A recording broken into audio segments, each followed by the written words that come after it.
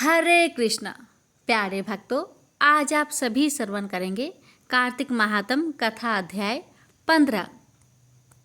प्रेम से बोलिए लक्ष्मीपति विष्णु भगवान जी की जय। आप सभी कार्तिक स्नान करने वाले सभी भक्तों पर विष्णु भगवान की कृपा सदा सर्वदा बनी रहे, इसी मंगल कामना के साथ आइए भक्तजनों, हम पहले श्रवण करते हैं बाके बिहारी भगवान की कथा को जो भी भक्त कार्तिक माह में श्रवण करता है उस भक्त के हर मनोकामना बाके बिहारी अवश्य पूर्ण करते हैं।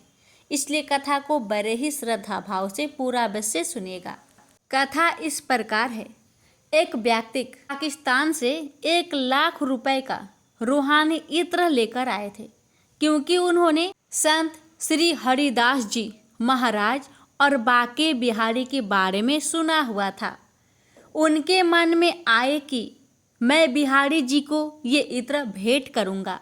इस इत्र की खासियत ये होती है कि अगर बोतल को उल्टा कर देंगे तो भी इत्र धीरे धीरे गिरेगा और इसकी खुशबू लाजवाब होती है। ये व्यक्ति वृंदावन पहुंचा। उस समय संत जी एक भाव में डूबे हुए थे। संत देखते हैं कि राधा कृष्ण दोनों होली खेल रहे हैं। जब उस व्यक्ति ने देखा कि ये तो ध्यान में है, तो उसने वह इत्र की शीशी उनके पास में रख दी और पास में बैठकर संत जी समाधि खोलने का इंतजार करने लगे। अभी संत देखते हैं कि राधा जी और कृष्ण जी एक दूसरे पर रंग डाल रहे हैं। पहले कृष्ण जी के रंग से भरी पिचकारी राधा जी के ऊपर मारी और राधा रानी सर से लेकर पैर तक रंग में रंग गई। जब राधा जी रंग डालने लगी तो उनकी कमजोरी छोटा घड़ा खाली थी। संत को लगा राधा जी तो रंग डाल ही नहीं पा रही है, क्योंकि उनका रंग खत्म हो गया है। तभी संत ने तुरंत वह इत्र की शीशी खोली और राधा जी की कमोरी में डाल दी और तुरंत राधा जी ने कृष्ण जी पर रंग डाल दिया। हरिदास जी ने सांसारिक दृष्टि में वो इत्र भले ही रेत में डाला, लेकिन आध्यात्मिक दृष्टि में वो राधा रानी की कमोरी में डाला। उस भक्त ने देखा कि इन संत ने सारा इत्र जमी पर गिरा दिया। उसने सोचा, मैं इतने दूर से इतना महंगा इत्र लेकर आया था, पर इन्होंने तो इसे बिना देखे ही सारा का सारा रेत में गिरा दिया। मैंने तो इस संत के बारे में बहुत कुछ सुना था, लेकिन इन्होंने मेरे इतने महंगे इत्र को मिट्टी में मिला दिया। वह कुछ भी ना बोल सका। थोड़ी देर बाद संत ने आंखें खोली। उस व्यक्ति ने संत को अनमने मन से प्रणाम किया। अब वो व्यक्ति जाने लगा। तभी संत ने कहा, आप अंदर जाकर बिहारी जी के दर्शन कराए। उस व्यक्ति ने सोचा कि अब दर्शन करे या ना करे क्या लाभ। इन संत के बारे में जितना सुना था सब उसका उल्टा ही पाया है। फिर भी चलो चलते समय दर्शन कर लेता हूँ, क्या पता अब कभी आना हो या ना हो। ऐसा सोचकर वह व्यक्ति बाके बिहारी के मंदिर में अंदर गया तो क्या देखता है कि सारे मंदिर में वही इत्र महक रहा है। और जब उसने बिहारी जी को देखा तो उसे बड़ा आश्चर्य हुआ। बिहारी जी सिर से लेकर पैर तक इत्र में नहाए हुए थे। उसकी आंखों से प्रेम के आंसू बहने लगे और वह सारी लीला समझ गया। तुरंत बाहर आकर संत के चरण में गिर पड़ा और उन्हें बार बार प्रणाम करने लगा और कहता है, संत जी मुझे माफ़ कर दीजिए, मैंने आप पर अविश्वास दिखाया। संत ने उसे माफ़ कर दिया और कहा कि भैया, तुम भगवान को भी सांसारिक दृष्टि से देखते हो, लेकिन मैं संसार को भी आध्यात्मिक दृष्टि से देखता हूँ। बोलिए बाके बिहारी लाल की जय। नवग्रहों की कथा। किसी गांव में 2 भाई बहन रहते थे। एक बार भाई अपनी बहन से मिलने जा रहा था। रास्ते में एक सांप बैठा था जो भाई को डसने को तैयार था।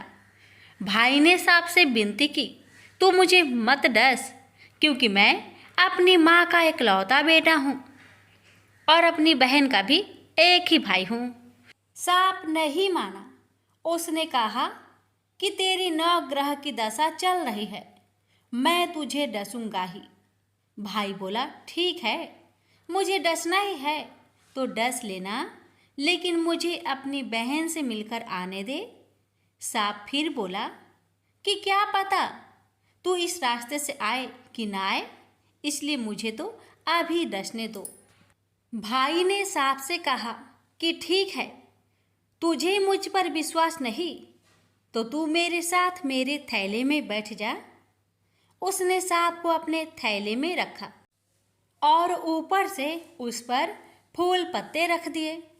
भाई बहन के घर पहुंचा तो उस समय बहन 9 ग्रह की कहानी कह रही थी।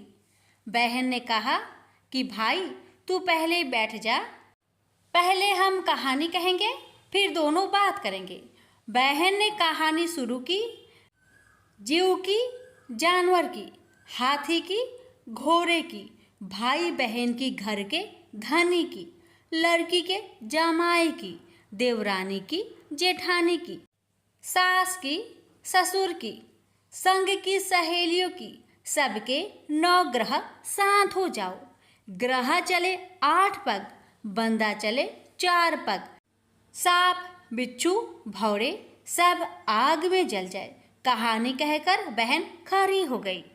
बहन ने अब भाई की सुध ली और कहा कि भाई इस थैले में क्या है। भाई बोला, बहन कुछ नहीं लाया हूँ। लेकिन बहन ने जबरदस्ती थैला छीन लिया और जब खोला तो उसमें रखे बेल पत्ते व फूल केले संतरे बन गए और जो सांप रखा था वह हार बन गया। केले संतरे उसने बच्चे को दे दिए और हार खुद पहन लिया। हार पहनकर घर से बाहर आई तो भाई बोला कि बहन तू तो बहुत गरीब थी, फिर यह हार कहाँ से आया। बहन बोली कि हाँ भाई, मैं तो गरीब थी और ये हार तो तू अपने थैले में रखकर लाया है। भाई को आश्चर्य हुआ। उसने कहा कि थैले में तो मैं अपनी मौत का सामान लाया था, ये हार तो मैं तेरे लिए नहीं लाया था। फिर उसने कहा कि मेरे थैले में तो सांप था और तेरी कहानी कहने से यह सांप हार में बदल गया है। भाई बोला कि ये तेरे भाग्य का है, इसे तू ही रख। बहन ने भाई से कहा कि तेरी 9 ग्रह की दशा चल रही है, तू घर जाकर भाभी से कहना कि वह 9 ग्रह की कहानी कहेगी। भाई घर पहुंचा और अपनी पत्नी से उसने कहा कि मेरी 9 ग्रह की दशा चल रही है, इसलिए हम 9 ग्रह की कहानी कहेंगे।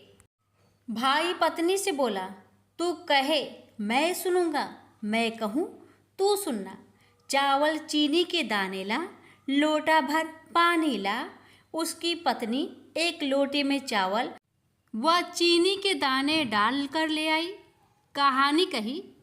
जीव की, जानवर की, हाथी की, घोड़े की, कुत्ते की, बिल्ली की, देवरानी की, जेठानी की, सास की, ससुर की, घर के धनी की, बहन की, भाई की, सबके 9 ग्रह शांत हो जाए। ग्रह चले 8 पग, बंदा चले 4 पग, सांप, बिच्छू, भौरे सब आग में जल जाए। आज बार, रविवार, सोमवार, मंगलवार, बुधवार, बृहस्पतिवार, शुक्रवार, शनिवार, 7 बार को नमस्कार। धरती माता को नमस्कार। 9 ग्रहों को नमस्कार। जैसे 9 ग्रहों की दशा बहन की, भाई की उतारी, ऐसी सबकी उतारना। प्रेम से बोलिए 9 ग्रहों के देवी देवता की जय। अब आइए प्यारे भक्तों, श्रवण करते हैं बृहस्पति देव की व्रत कथा। प्राचीन समय की बात है। एक नगर में एक बड़ा व्यापारी रहता था। वह जहाजों में माल लदवाकर दूसरे देशों में भेजा करता था। वह जिस प्रकार अधिक धन कमाता था, उसी प्रकार जी खोलकर दान भी करता था। परंतु उसकी पत्नी अत्यंत कंजूस थी। वह किसी को एक दमड़ी भी दान नहीं देती थी।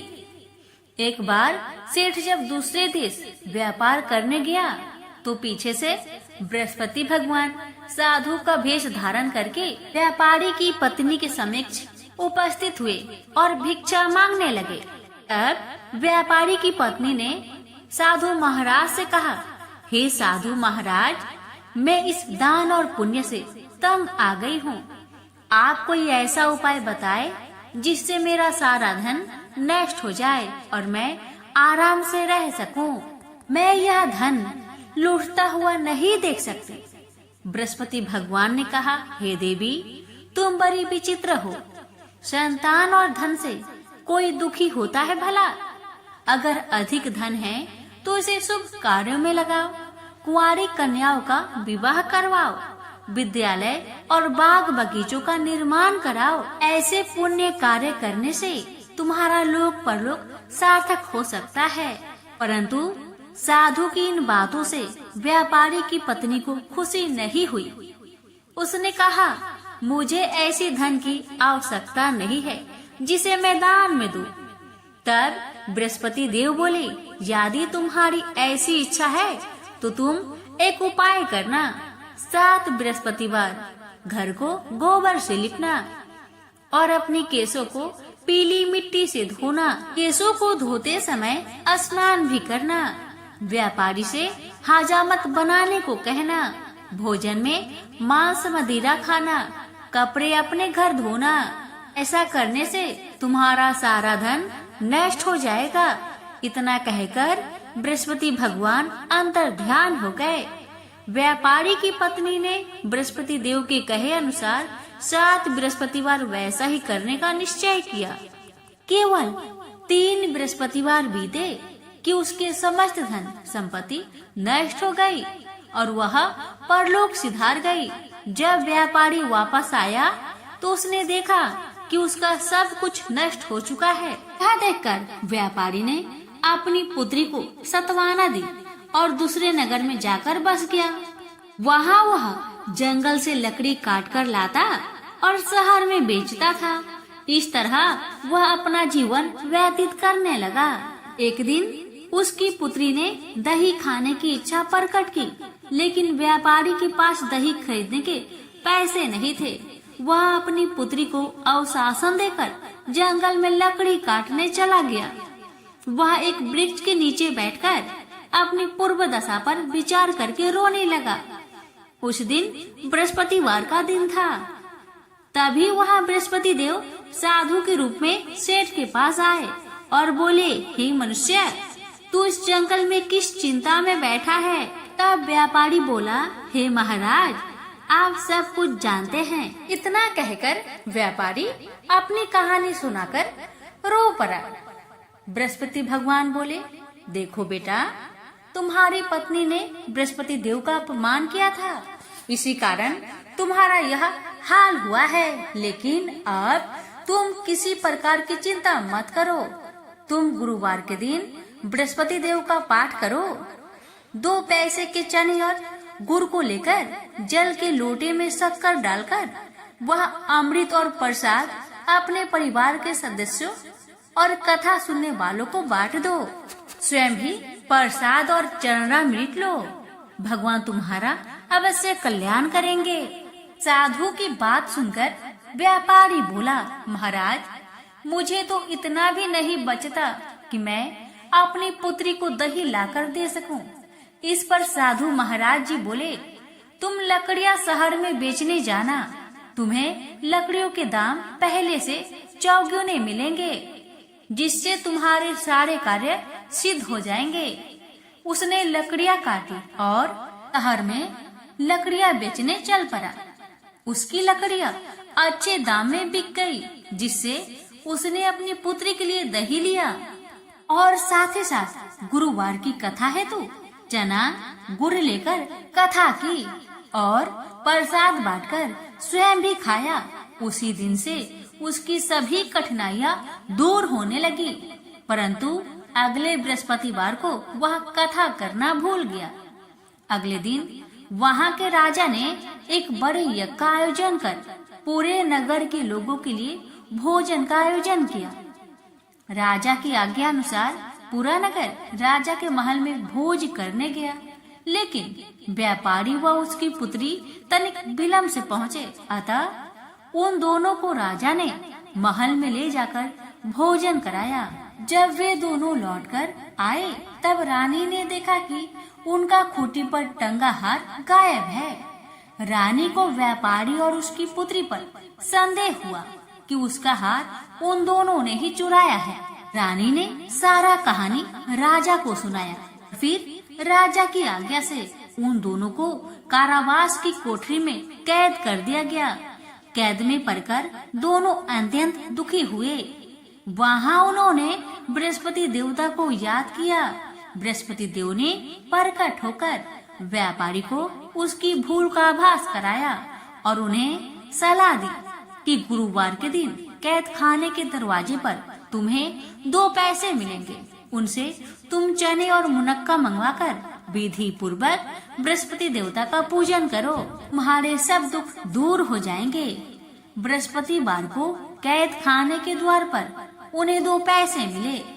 बाहर सड़क पर एक स्त्री जा रही थी। व्यापारी ने उसे बुलाकर गुड़ और चने लाने को कहा। इस पर वह स्त्री बोली, मैं अपनी बहू के लिए गहने ले जा रही हूँ, मेरे पास समय नहीं है। इतना कहकर वह आगे चली गई। थोड़ी देर बाद वहाँ से एक और स्त्री निकली। व्यापारी ने उसे बुलाकर कहा कि हे बहन, मुझे बृहस्पतिवार की कथा करनी है, तुम मुझे 2 पैसे का गुड़ और चना लाकर दो। बृहस्पति देव का नाम सुनकर वह स्त्री बोली, भाई मैं तुम्हें अभी गुड़ और चना लाकर देती हूँ। मेरा इकलौता पुत्र मर गया है, मैं उसके लिए कफन लेने जा रही थी, लेकिन मैं पहले तुम्हारा काम करूँगी और उसके बाद मैं अपने पुत्र के लिए कफन लाऊंगी। वह स्त्री बाजार से व्यापारी के लिए गुड़ चना ले आई और स्वयं भी बृहस्पति देव की कथा सुनी। कथा समाप्त होने पर वह स्त्री कफन लेकर अपने घर गई। घर पर लोग उसके पुत्र की लाश को राम नाम सत्य है कहते हुए शमशान ले जाने की तैयारी कर रहे थे। स्त्री बोली, मुझे अपने लड़के का मुख देख लेने दो। अपने पुत्र का मुख देखकर उस स्त्री ने उसके मुंह में प्रसाद और चंद्रामृत डाला। प्रसाद और चंद्रामृत के प्रभाव से वह पुनः जीवित हो गया। पहली स्त्री जिसने बृहस्पति देव का निरादर किया था, वह जब अपने पुत्र की विवाह हेतु पुत्र वधू के लिए गहने लेकर लौटी और जैसे ही उसका पुत्र घोड़ी पर बैठकर निकला, वैसे ही घोड़ी ने ऐसी उछाल मारी कि वह घोड़ी से गिरकर मर गया। जहाँ देख स्त्री रो रो कर बृहस्पति देव से क्षमा याचना करने लगी। उस स्त्री की याचना से बृहस्पति देव साधु के वेश में वहाँ पहुंचकर कहने लगे, देवी तुम्हें अधिक विलाप करने की आवश्यकता नहीं है। यह बृहस्पति देव का अनादर करने का कारण हुआ है। तुम वापस जाकर मेरे भक्त से क्षमा मांगकर कथा सुनो, तब ही तुम्हारी मनोकामना पूर्ण होगी। जेल में जाकर उस स्त्री ने व्यापारी से माफी मांगी और कथा सुनी। कथा के उपरांत वह प्रसाद और चंद्रामृत लेकर अपने घर वापस आई।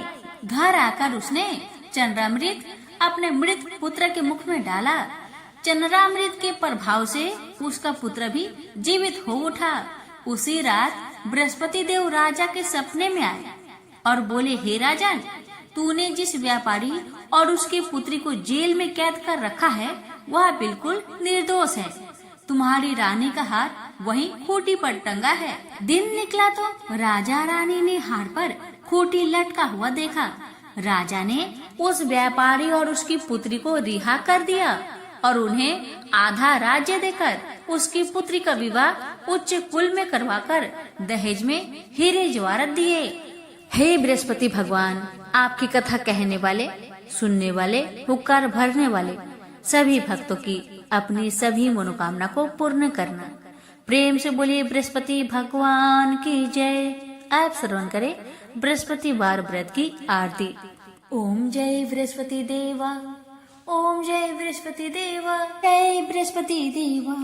छिन छिन भोग लगाऊं कदली फल मेवा। ओम जय बृहस्पति देवा, तुम पूर्ण परमात्मा, तुम अंतर्यामी, जगत पिता जगदीश्वर तुम सबके स्वामी। ओम जय बृहस्पति देवा चनरामृत निज निर्मल सब पातके हरता। सकल मनोरथ दायक कृपा करो भरता। ओम जय बृहस्पति देवा जय बृहस्पति देवा। तन मन धन अर्पण करे जो जन शरण परे। प्रभु प्रकट तब होकर आकर द्वार खरे। ओम जय बृहस्पति देवा जय बृहस्पति देवा। दीन दयाल दयानिधि भक्तन हितकारी। पाप दोष सब हरता भव बंधन हारी। ओम जय बृहस्पति देवा जय बृहस्पति देवा। सकल मनोरथ दायके सब संचय तारो। विषय विकार मिटाओ संतन सुखकारी। ओम जय बृहस्पति देवा जय बृहस्पति देवा। जो कोई आरती तेरी प्रेम सहित गावे। जो कोई आरती तेरी प्रेम सहित गावे। ज्येष्ठानंद बंद सो निश्चय पावे। ओम जय बृहस्पति देवा जय बृहस्पति देवा। श्रीमद् भागवत गीता पाठ 15 अध्याय महात्म्य सहित। भगवान बोले, हे लक्ष्मी, संसार अश्वत्थ पीपल के समान है, जिसकी पुरुष रूप जड़ ऊपर है, चराचर शाखा नीचे है। वेद इसके पत्ते हैं। जो यह जानता है वही वेद का ज्ञाता है। इसकी शाखा ऊपर नीचे फैली हुई है। सत्य रज तम और गुण इसकी रज वाहिनी नसें हैं, जिनसे इनका पालन होता है। शब्द रूप इनकी डालियां हैं। वह पीछे कर्म रूप में प्रकट होने वाली इसकी जड़ नीचे मनुष्य लोक में और भी नीचे तक चली गई है। और अश्वत्थ का यह रूप इसका आदि अंत और आकार संसारी प्राणी के ध्यान में नहीं आता, तथापि इसकी जड़ गहरी है। ऐसे इस पीपल का वैराग्य रूप ढींड शास्त्र से काटकर वह स्थान ढूंढना चाहिए जहां फिर से लौटना नहीं पड़ता। और साथ ही यह विचारना चाहिए कि जिसमें वह पुरातन प्रवृत्ति उत्पन्न हुई है, मैं उसी आदि पुरुष की शरण हूँ। अहंकार और मोह रहित, संग दोष को जीतने वाले, आत्मज्ञान से निरत, सब कामनाओं से दूर, सुख दुख नामक दंड पदार्थों से युक्त ऐसे ज्ञानी पुरुष शाश्वत पद को पाते हैं। जैसे सूर्य चंद्र या अग्नि प्रकाशित नहीं करते, वहां मेरा परम धाम है, वहां जाकर लौटना नहीं होता। मेरा सनातन अंश इस जीव लोक में जीव का रूप धरकर प्रकृति में स्थिर है। पांचों इंद्रियों और छठे मन को उससे छुड़ाता है, जैसे वायु पुष्प आदि की गंध को दूसरे स्थान में ले जाती है। इसी प्रकार यह देह स्वामी शरीर धारण करने के बाद जब उसका परित्याग करता है, तब इंद्रियों और मन को साथ ले जाता है। कान, आंख, चर्म, जीभ, नाक और मन का आश्चर्य लेकर वह विषयों का भोग करता है। एक देह से दूसरी देह को जाते अथवा एक ही देह में रहते समय अथवा इंद्रियों से मुक्त हो विषयों का उपभोग करते हुए इसको मूर्ख नहीं देख सकते, परंतु जिनके ज्ञान रूपी नेत्र है वह देखते हैं। यत्न करने से योगी जन इसे देखते हैं, परंतु अज्ञानी यत्न करने पर भी नहीं देख पाते। जो तेज सूर्य, चंद्र और अग्नि में वर्तमान है और जगत को प्रकाशित करता है, उसे मेरा ही तेज जानो। मैं पृथ्वी में प्रवेश कर अपने तेज से समस्त भूतों को धारण करता हूँ और इसमें भरा हुआ चंद्रमा बनकर मैं ही सब औषधियों का पोषण करता हूँ। मैं जठर अग्नि होकर सब प्राणियों की देह में प्रविष्ट हूँ और प्राण वायु अपान वायु से संयुक्त होकर चारों प्रकार भक्ष्य, भोज्य, चोष्य, लेह से भोजन किए हुए प्राणियों के अन्न को पचाता हूँ। संसार में क्षर और अक्षर दो पुरुष है। जितने नाशवान प्राणी हैं वो क्षर कहलाते हैं और स्थिर चैतन्य को अक्षर कहते हैं। मैं अक्षर और क्षर में उत्कृष्ट हूँ। इसी कारण से लोक और वेद में जो पुरुषोत्तम के रूप को जानता है वह सब कुछ जानता है और सर्व भाव से मेरा ही स्मरण करता है। प्रेम से बोलिए श्री कृष्ण भगवान की जय। सुनिए 15वें अध्याय का महात्म्य। उत्तर प्रदेश में एक नरसिंह नामक राजा था और सुभंग नामक मंत्री था। राजा को मंत्री पर बड़ा भरोसा था। मंत्री के मन में कपट था। मंत्री चाहता था राजा को मारकर यह राज्य मैं ही करूं। इस तरह कुछ काल व्यतीत हुआ। एक दिन राजा नौकर चाकरों सहित सो रहा था। तब मंत्री राजा को सारे नौकरों सहित मारकर राज्य करने लगा। कुछ काल व्यतीत हुआ, तब वह भी मर गया। धर्मराज के पास दूध बांध कर ले गए। धर्मराज बोला, हे यमदूतो, यह बड़ा पापी है, इसको नरक में डालो। हे लक्ष्मी, इस प्रकार कई नरक भोगकर धर्मराज की आज्ञा से घोड़े की योनि में आया। सिंघल द्वीप में जन्मते घोड़ा हुआ। एक सौदागर ने बहुत से घोड़े को मोल लिया और वह घोड़ा खरीदकर अपने देश को चला। चलते चलते अपने देश में आया। तब वहां के राजा ने सुना कि अमुक सौदागर बहुत से घोड़े ले आया है। तब राजा ने उसे बुलाया और कई घोड़े खरीदे। उस घोड़े को भी खरीदा। जब उस घोड़े ने राजा को देख उसने सिर फेर लिया। यह देख राजा बोला, क्या बात है जो घोड़े ने सिर फेरा है? राजा ने पंडित को बुलाकर पूछा कि इस घोड़े ने हमें देखकर सिर क्यों फेरा, इसका क्या कारण है? पंडित ने कहा, राजन, इस घोड़े ने तुमको सिर नवाया है। राजा ने कहा, यह बात नहीं है। कई दिन पीछे राजा शिकार खेलने को उसी घोड़े पर सवारी करके गया। वह घोड़ा बहुत तेज चलता था। राजा शिकार खेलता खेलता बहुत दूर चला गया। उसी दिन राजा ने जाते ही शिकार मारा। राजा बहुत प्रसन्न हुआ। दोपहरी की गर्मी के कारण राजा को प्यास लगी। तब राजा ने वन में एक साधु को कुटिया में बैठे देखा। तालाब से जल भरा हुआ था। वहां राजा उतरा, घोड़े को वृक्ष में बांधकर कुटिया में गया तो साधु अपने पुत्र को गीता जी के 15वें अध्याय का पाठ सिखा रहा था। वृक्ष के पट्टे पर श्लोक लिखकर बालक से कहा, खेलते भी रहो और इसको कंठ करो। उस पत्ते को घोड़े ने देखा तो तुरंत उसकी देह छूट गई। देवदेही पाई। स्वर्ग से विमान आया, उस पर बैठ बैकुंठ को चला। इतने में ही राजा जल पीकर बाहर आया। देखा तो घोड़ा मरा है। राजा चिंतित होकर बोला, यह घोड़ा किसने मारा है? इसे क्या हुआ? इतने में वह बोला, हे राजन, तेरे घोड़े का चैतन्य मैं हूँ। मैंने अब देवदेही पाई है, बैकुंठ को चला हूँ। राजा ने पूछा, तुमने कौन सा पुण्य किया है? घोड़ा बोला, यह बात ऋषिवर से पूछो। राजा ने मुनीश्वर से पूछा। मुनि बोला, हे राजन, गीता जी का श्लोक लिखा हुआ पत्ता इसके आगे पड़ा है। घोड़े ने यह अक्षर देखे हैं, इस कारण घोड़े की सदगति हुई है। श्री नारायण जी बोले, हे लक्ष्मी, यह गीता के 15वें अध्याय का महात्म्य मैंने तुमको सुनाया। प्रेम से बोलिए लक्ष्मी नारायण की जय। कार्तिक मास महात्म्य कथा अध्याय 15। पिछले अध्याय में आपने सुना था देवऋषि नारद उस दैत्य से ऐसा कहकर अन्य कार्य करने की इच्छा से आकाश मार्ग से चले गए। अब आगे की कथा सुनिए। राजा पृथु ने नारद जी से पूछा, हे नारद जी, तब दैत्य राज ने क्या किया, वह सब मुझे विस्तार से बताइए। नारद जी ने बताया कि उनके चले जाने पर जलंधर ने अपने राहु नामक दूत को बुलाकर कैलाश पर जाने की आज्ञा दी और कहा कि वहां पर एक जटाधारी शंभु नामक योगी रहता है। उससे मेरा ऐश्वर्य कहकर उसकी सर्वांग सुंदरी भामिनी को मेरे लिए मांग लाओ।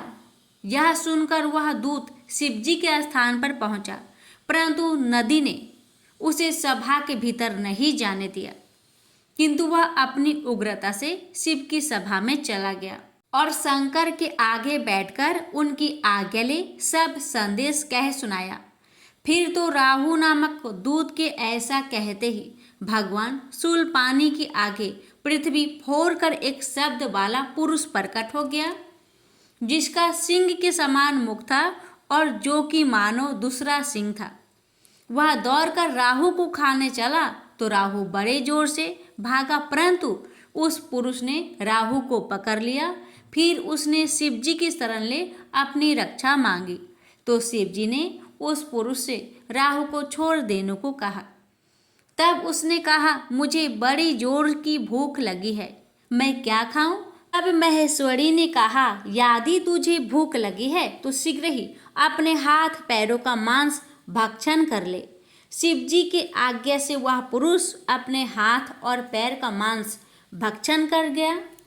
अब केवल उसका सिर मात्र शेष रह गया।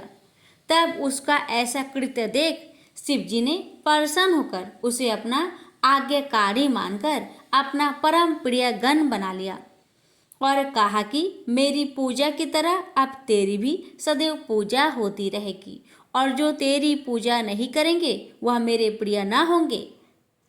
शिव जी से ऐसा वर पाकर उस पुरुष को बड़ी प्रसन्नता हुई। उस दिन से वह शिव जी द्वारा स्वीकृति मुख नामक गण होकर स्थित रहने लगा। प्रेम से बोलिए हर हर महादेव। माता पार्वती की जय।